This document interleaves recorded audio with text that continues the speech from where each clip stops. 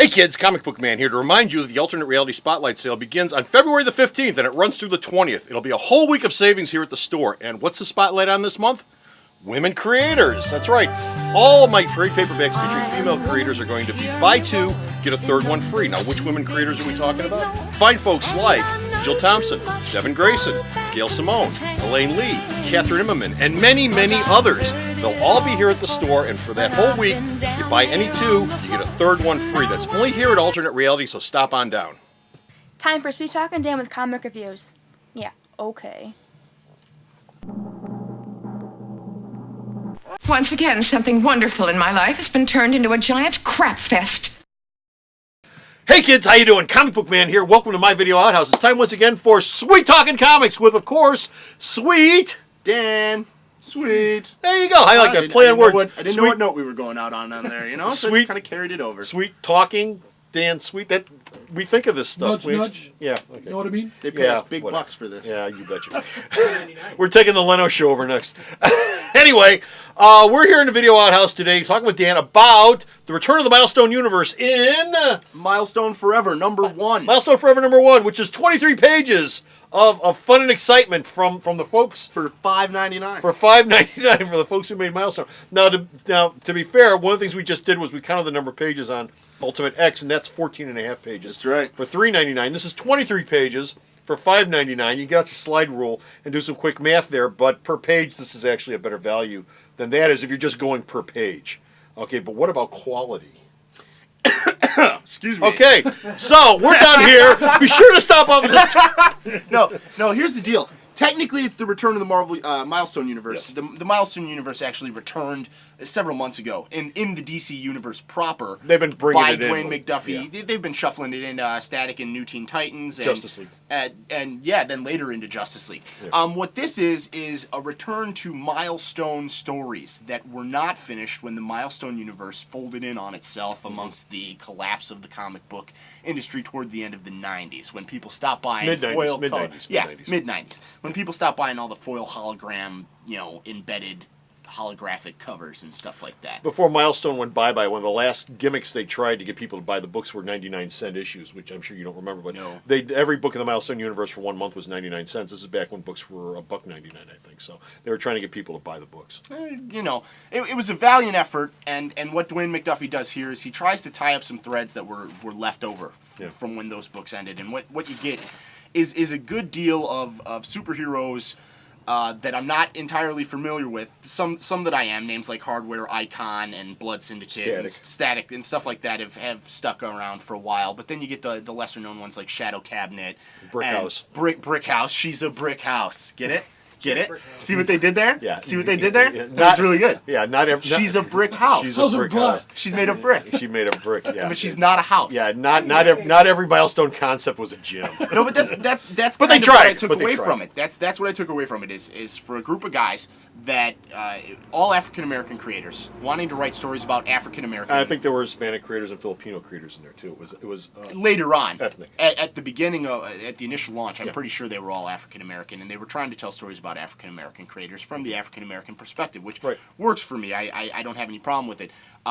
They got pigeonholed as being black comics, and therefore they didn't really cross over into the mainstream the way they wanted, and I think that's kind of a shame, because I think there's some properties in there that really have some potential for some really cool stuff. Well, look at Static. Static has crossed over into the TV realm. I mean, that's probably their most successful, and probably the only thing that was still keeping them afloat is the Static cartoon show on WB. So. Yeah. The comic itself, there's a lot of posturing and there's a lot of maneuvering characters into battle positions so that the next issue could just be a really big fight scene. And there's some decent action in this. I wasn't familiar with a lot of characters. Brother Wise showed up with a new Blood Syndicate to take on the old Blood Syndicate, and I wasn't really too sure what was going on there. It feels like a 90s comic. Yeah. The character designs, the way the characters interact with each other. There's a lot of that DC 90s feel to it pre-Zero Hour. But that would make sense if what they're doing is tying up all the loose ends from the series that ended in the mid-90s. However, if you weren't with those books in the 90s and you weren't there for that, sudden end, there's not a lot to draw on.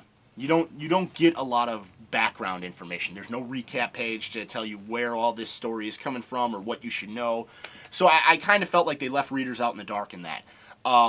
But that's probably the reason why it's a 2-issue $5.99 book, because this is essentially a boutique book for the folks out there who are really into Milestone, who want to read this stuff, and DC knows that for a book like this, which is recapping and putting finishing touches on storylines that are 12 to 14 years old, those people aren't a big audience, so if you're going to make any money off this, you got to charge $5.99 for it in order for it to pay its way.